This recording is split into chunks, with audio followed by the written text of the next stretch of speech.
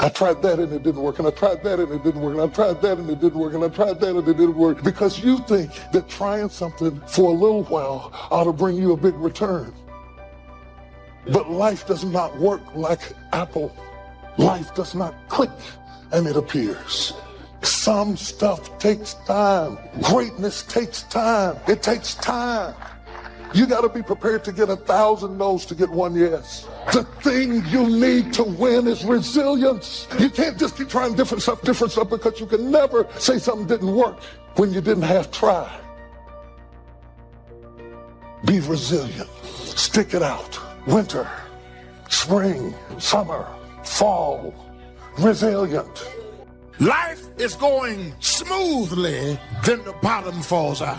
Everything is coming up roses, then the bottom falls out. Everything is working out in his favor, and then the bottom falls out. That life starts going your way finally, then the bottom falls out. You plan your retirement, and now you have to take care of your grandchildren. You plan for life to work a certain way, and then the bottom falls out. You're looking for this, and God sends that. You have to be awfully immature to think that every day is going to be a good day. Some days are better than other days. And some days, if it ain't one thing, it's another. What would you do if you knew you could fail, but understood that that failure could be a real blessing in your life? Now, that's a good question. Because I think we don't reach our possibilities, not because the door isn't open, but because we stop before we get to the door. Every possibility is surrounded by obstacles and challenges. I've never had a possibility with a clear path that I had no opposition to, and just ran up there and knocked on the door and everything opened and everything was good. That only happens in the movies, friends. Resilience. Resilience, the ability to return to the original form after being bent or being compressed. That's the dictionary's definition of resilience. The ability to readily recover from illness or depression. Resilience, being able to withstand setbacks, financial crisis, loss of loved ones, loss of enterprise, and loss of health. How would you ever handle it if you lost everything you had today? What would it take for you to pull yourself up and start all over again? How resilient are you? Could you learn from all your disappointments and start all over again? What would it take? It would take a lot of positive self-talk to muster up the energy to begin again. It would take a lot of concentration to block out the noise and the clutter and the negative voices of others around you. It would also take what? A lot of self-reliance. Your future success has everything to do with you. What's happened has happened. You would need to get on with your life and begin again. It would take a lot of faith and trust in God to move ahead. It would take a lot of self-appreciation, knowing that you have the skills and the talent and the strength to do it one more time. Resilience, the ability to bounce back from adversity, no matter how large or how small. Possibilities are always surrounded by challenges. You got to get through the challenges to get to the possibilities, but it's worth it. It's kind of like a Tootsie Roll. You got to get through the hard stuff so you can get to the good soft stuff. That's the way it is with life. That's the way it is with possibilities.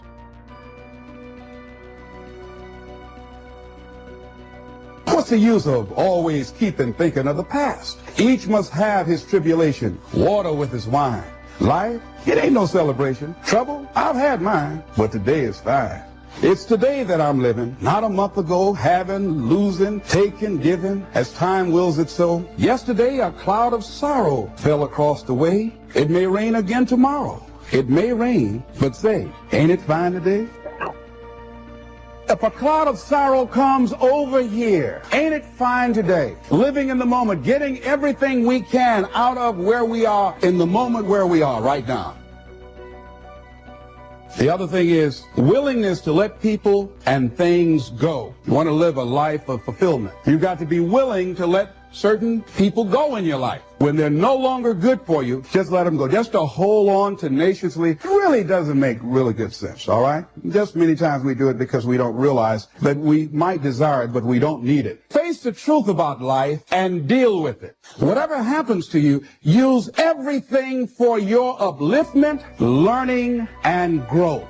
Everything that happens, use it for your upliftment. What can I get from this? How did I end up here? What's the blessing in this for me? Ask yourself that, whatever it is, and don't let it go until you get your blessing out of it, because there's a blessing there. There's something for you in everything that happens to you for you to learn from that experience. Look at it, examine it, analyze it until it reveals itself to you, and then get what you need from that and move on.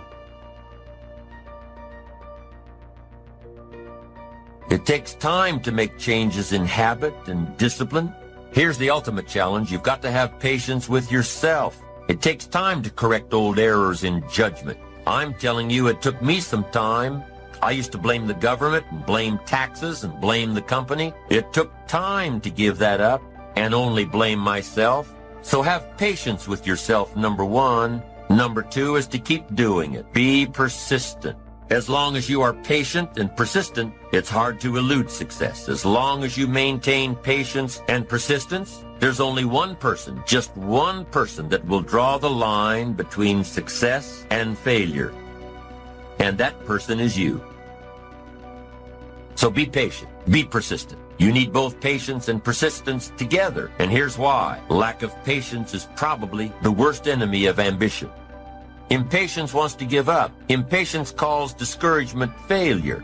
But your ambition won't let you give up so easily, not if you're persistent. What others may call failure, ambition calls a learning opportunity. Ambition knows that the longer the achievement is in coming, the more valued it is. Oh, please, listen to yourself. You know the feelings. If you start listening to the feelings in your heart, and I'm doing it now more every day, I find that my feelings, I can trust them. And I say to you that as you look toward the future, you look at life on a daily basis. If you've heard something within yourself that you know that what you're doing now doesn't fit for you, it doesn't work for you, it's not giving you what you want, and there's something else that you want to do, don't allow that inner doubt in you to talk you out of it, to tell you why you're not good enough. You ignore that inner voice and all of the external voices. Don't judge the possibilities for what you can do based upon the circumstances, because the circumstances won't determine who you are. Don't determine what you're able to do based upon your resources. Don't determine what's possible for you based upon where your life is right now. Where your life is right now is not you. That's just what it is right now. But the possibilities for you are unlimited. It's unlimited if you're coming back from adversity and devastation. It's unlimited of what you can do. That's the capacity of human beings. It doesn't matter how many mistakes you've made. It doesn't matter how many flops you've had. It doesn't matter how much money you've lost. What you learn from life. Not losses, but investments of what's possible for you. And I say to you that once you start listening to yourself, and as you begin to act on your dream, you will start seeing things opening up for you. You'll start attracting people. You start brainstorming. Ideas will come out of nowhere as you focus on it. The key to it is to begin to focus, because as you focus on that which you want to do, that which we focus on, that which we give our energy to, it will begin to multiply. It will begin to expand. It will begin to develop your consciousness. And out of that comes your greatness. Out of that comes a commitment. Out of that comes a passion for life. Out of that comes a special power that you have in you. See, the powers that we have will never reveal themselves if we don't challenge them. Put yourself in a position where you can't retreat, where it's do or die, sink or swim. Here's what you'll find out. You'll develop incredible swimming skills. You'll find yourself stroking unlike you've ever seen before. Through the inspiration of desperation, you'll become more creative than ever before. All you can do is all you can do. And all you can do is enough. Make sure you do all you can do. Knowing when an opportunity is right and when more preparation is needed. Be patient in knowing the difference between when the opportunity is right and when more work needs to. Remain alert, even if opportunity doesn't come right away. Keep looking. Be patient. Keep preparing for opportunities, even if there's a delay. Even if things aren't going just the way you think they should. Keep your disappointments at bay. Be prepared. Always be prepared. Don't let impatience allow you to give up. Take the little setbacks in stride. Don't let small disappointments discourage you. Don't let the little successes delude you. Avoid the emotional roller coaster that will always disrupt your plan. If you think ordinary's cool, ain't no problem. It's some really wonderful ordinary people. But if you are sitting in this room and you have extraordinary aspirations, then you're going to have to do extra. You put extra on top of ordinary and you come up with extraordinary. It's no other way. But here's the fact. All of you have extraordinary capabilities. All of you. You have to decide if you are willing to do the things to put you in that category. Rich people don't sleep 8 hours a day. That's a third of your life. He who loves to sleep and the folding of hands, poverty will set upon you like a thief in the night. What do you do when you tried and failed and you want to quit and you want to give up? Because trying again means hurting again, means risking again, means believing again, means hoping again. Sometimes you can be blessed and be unhappy because even though things are going right, they're not going according to what you had believed and expected, and you know that something is missing out of your life. What do you do when something is missing out of your life and the things that replaced it do not compensate for what you lost? I've always been told how average I can be. Always been criticized about being average. But I want to tell you something. I stand here before you, not listening to those words, but telling myself every single day to shoot for the stars, to be the best that I can be. Good enough isn't good enough if it can be better, and better isn't good enough if it can be best. Other than death, all failure is psychological. Other than death, all failure is psychological. Think about that. If you aren't dead, then it's just psychological. It does not mean that you won't lose some battles, because you will. We all will. But it does mean that as long as you don't surrender, as long as you don't give up, as long as you don't quit, then you haven't failed. It just means you've made a temporary tactical retreat, a brief withdrawal, so that you can regroup and reattack. If you get beat, unless you're dead, you are not defeated. And you have not failed. What you've done is you've learned. You've gained experience. And you're still alive. So get up and go get after it. We all live in this bubble. What you got to do to get the life that God wants you to have, you got to put more air in your bubble. You got to blow your bubble up. Expand yourself. Take yourself out your comfort zone. Put some more air in your bubble. If you stay in your comfort zone, that's where you will fail. You will fail in your comfort zone. Success is not a comfortable procedure. It is a very uncomfortable thing to attempt. So you got to get comfortable being uncomfortable if you ever want to be successful. This thing called life. You just don't know what the next moment will bring. But here's what I do know, and I want you to know. You have comeback power. When something happens to you, don't buy into what has happened to you. Buy into, I'm getting up out of here. I'm going to change this situation. This does not work for me, and I don't have the luxury of being depressed and angry. I need to clear my head. This is no time to do something stupid, like hurt yourself. No.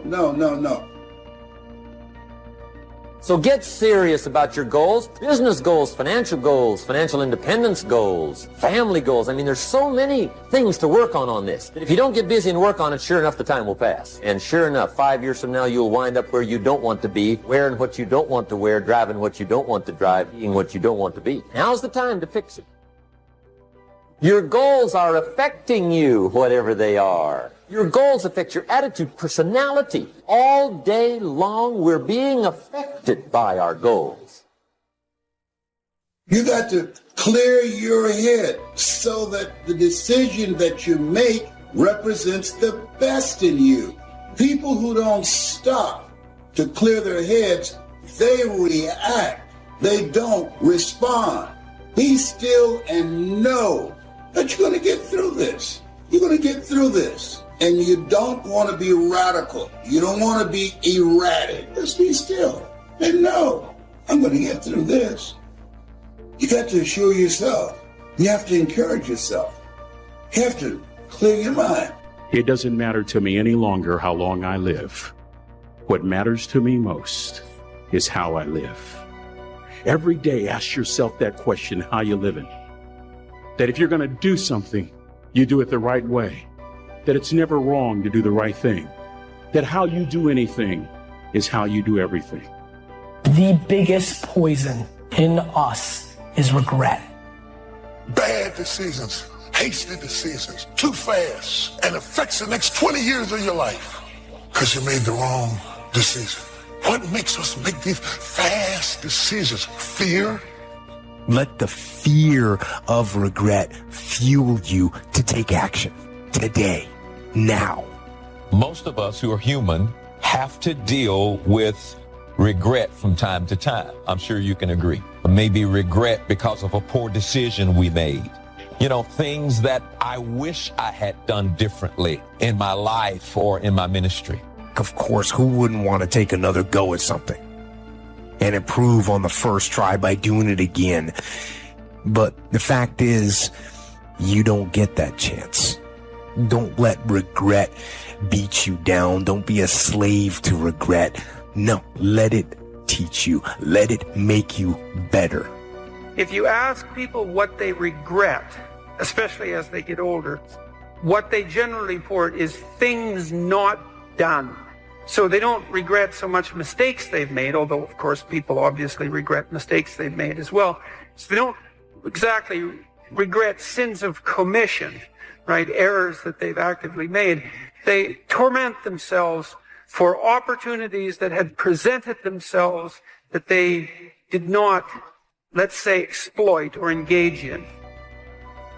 The regret we feel for things that we've done, though intent, only lasts a short period of time. But the regret that we feel for things that we missed out on, that can extend throughout a lifetime. Because most of us are scared, and we choose to lead an easy life. We choose to take the safe path. And by doing so, we start to rack up those regrets. But there is a solution. You have to be willing to be bold.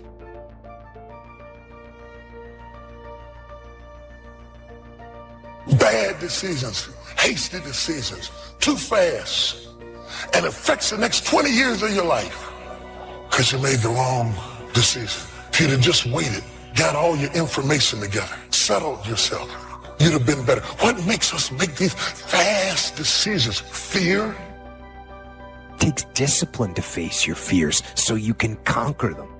And that's what discipline is. Discipline means taking the hard road, the uphill road, to do what's right. And regret, in and of itself, it's worthless. So, learn and move on. Goals are major to a genuinely success-oriented person. Without them, you're just playing around. The difference between a goal-directed individual and someone without goals is like the difference between a Wimbledon champion and a kid batting a tennis ball around on a court with no net. No opponent to bring out the best in him.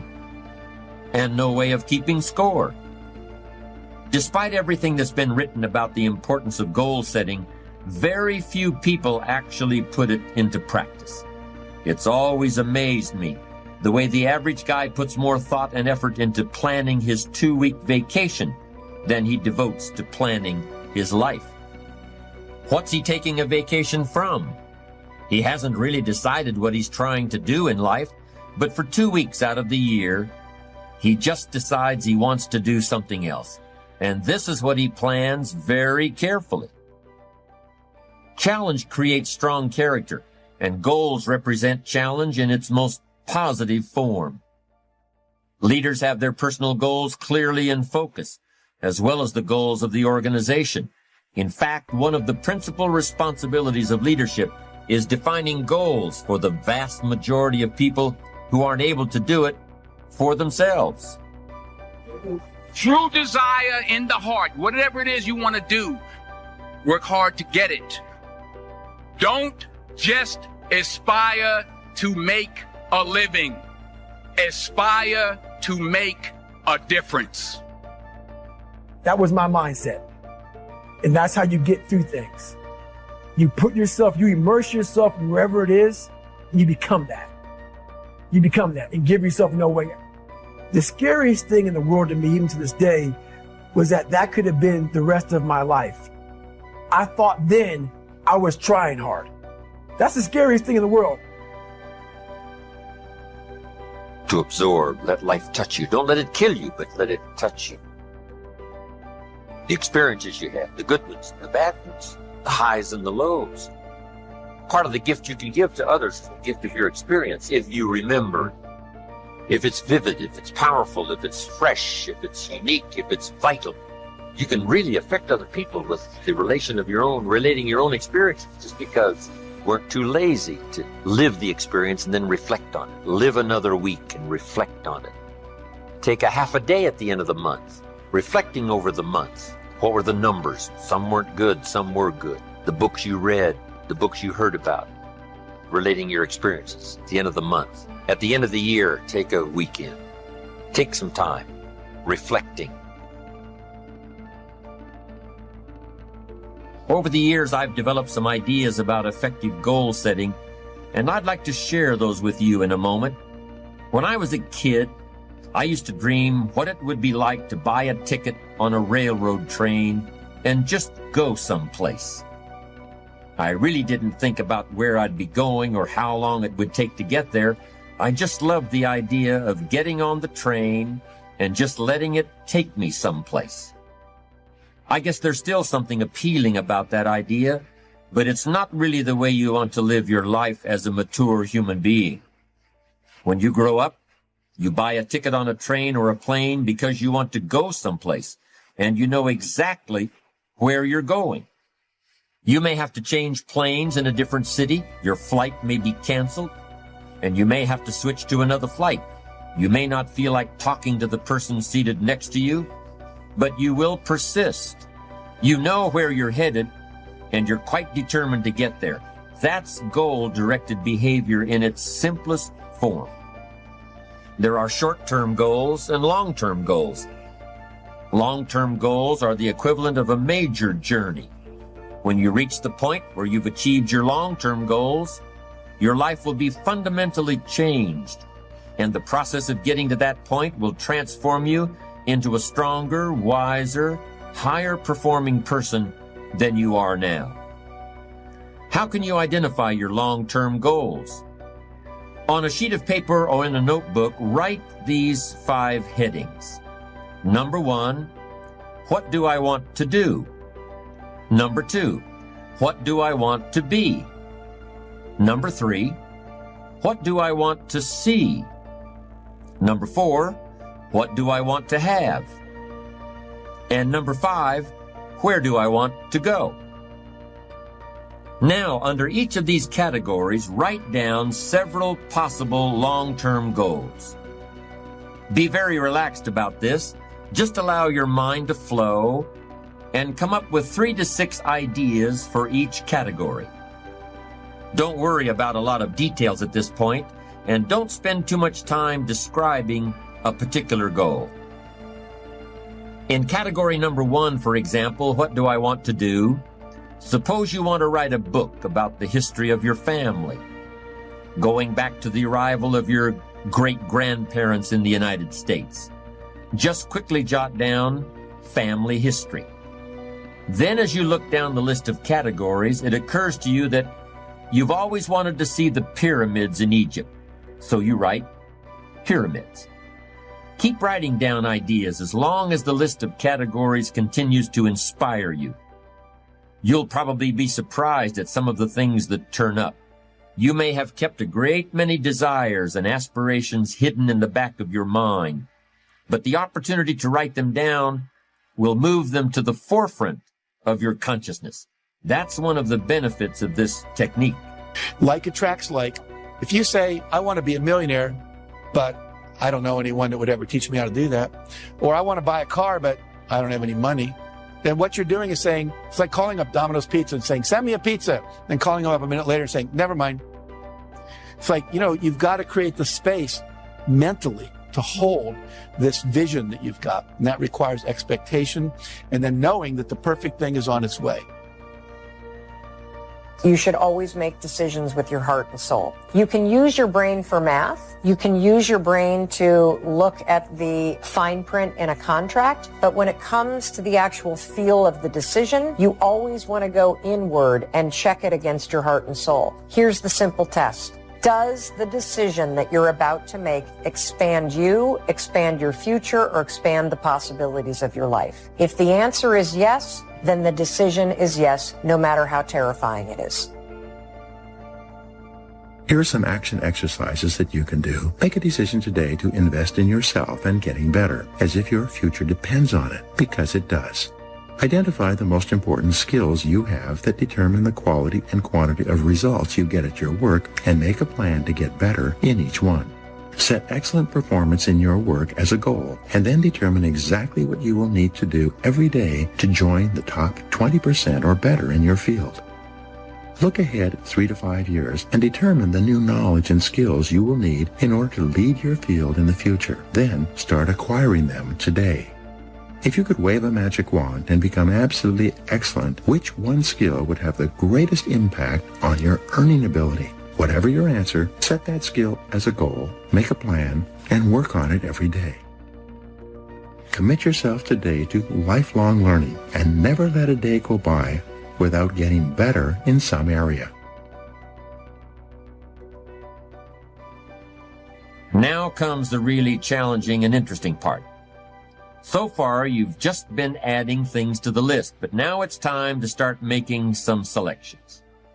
Now you're going to start asking yourself, what's really important compared to what might just be sort of fun?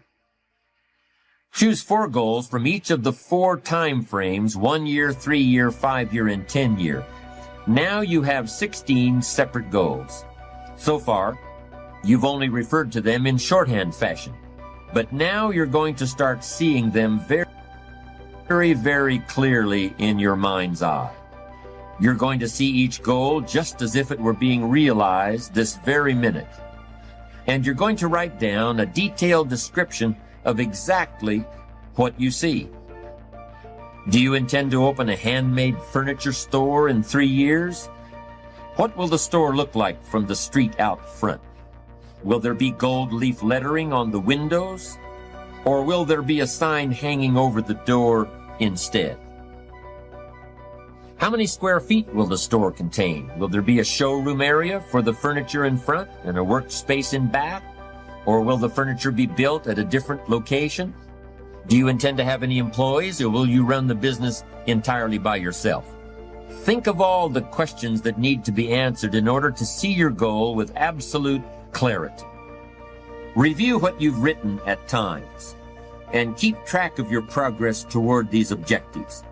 Above all, persevere. Goal setting is a very important first step, but goal achievement is a continuous, lifelong process. That's what makes it so challenging. That's also why it's so extremely rewarding to finally attain your long-term goals. With regard to immediate goals, those that require anywhere from a day to a year to achieve, I recommend creating lots of objectives that can be accomplished in a month or less. Write them down. Read what you've written at frequent intervals. Keep track of your progress. And do something often. that brings you closer to realizing these very short-term objectives. That way, you'll always have something to celebrate. These goals are not only important in their own right, they're also confidence builders and motivators toward a lifestyle based on perseverance and achievement. When you're satisfied with your list of long-term goals, read through the list once again. Then, beside each item, write the number of years that you believe it will take you to achieve that particular goal. For example, you may estimate that it will take you 10 years to research and write the book on your family history. But you'll need only 5 years to get yourself into a position where you can take a trip to the pyramids. Create a time frame like this for every one of your long-term goals. Immediate goals, those that will take less than a year to achieve, are important too, of course, and we'll deal with those separately in a moment. When you're finished entering your time frames, there should be a fairly balanced distribution of all your goals. If there are many 1- and 3-year objectives, but only a few in the 10-year category, maybe you need to think more about what you really want your life to add up to. What kind of life you really want to build over the long run. But if there's a preponderance of 10-year goals and relatively few of the shorter-term variety, this may be an indication that you're putting things off, that you're focused too much on where you'll be at the end of the day and not enough on what you can accomplish right now. Keep working on your list, adding and subtracting goals with various time frames until you've created a more or less even distribution. Be the best. Lifelong personal development and the commitment to personal excellence requires tremendous dedication, discipline, and willpower. It is often the case that we know what we need to do, but we lack the courage to take the risks that accompany trying anything new. Instead, we make excuses for inaction. The great thing about excuses is that no matter what happens, excuses are always there waiting to be used. Anybody can have an excuse for absolutely anything, but the downside of excuses is that nobody really believes them. If you make excuses, they're going to know it, and they're going to think less of you. But if you refuse to rely on excuses, people are going to know that too, and they'll admire you for it. You need large amounts of self-discipline to deal courageously with all the fear-inducing events of your life. Courage is rightly considered the foremost of the virtues, for upon it all others depend. Often, fear is necessary to preserve life, prevent injury, and guard against financial mistakes. As you might imagine, I don't think we should spend a lot of time regretting the choices we've made in the past. To spend time brooding over how things went, that's an illusion. What you're doing is suffering pointlessly in the present under the shadow of certain memories. You're telling yourself a story about something that might have been over and over again. How long do you want to do that for?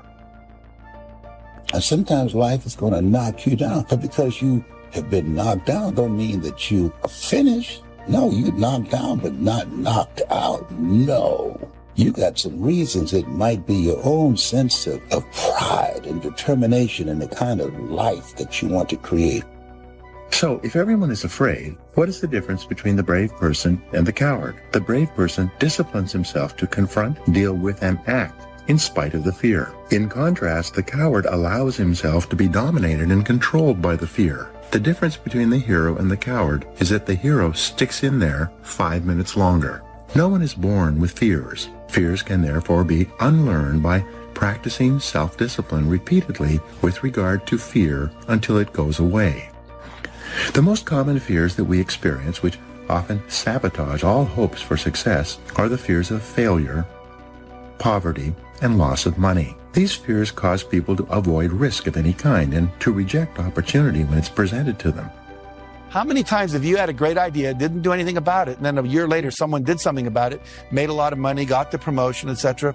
So when you have the idea, the inspiration to act, it's time. Act. And you don't have to know it perfectly. You know, you can drive from here to California, wherever you might be, assuming you're not in Hawaii, by going west. And what happens is that you don't have to see the whole route. You only need to see 200 yards ahead of you. At night, you can drive just with your headlights, and the headlights keep moving with you. And your goal in life is to get in the game. You don't have to see the whole blueprint. You just have to see the next steps, the next steps, the next steps. And if you keep taking the next steps, eventually you get to where you want to go. Does that make sense? We believe that when you are vibrating at the level of 100% expectancy that you're going to get something, it's already a done deal. You know, piece of cake, no big deal. We're going to win this thing. We're going to get that contract. You know, I'm going to make this thing happen. Then what happens is the universe literally responds. Sometimes when you're doing this, you're putting on it the vision of this should happen by this date. It's okay to set goals like that, but sometimes it takes a week longer, a year longer, whatever. But law of attraction says if you'll just hold the expectancy,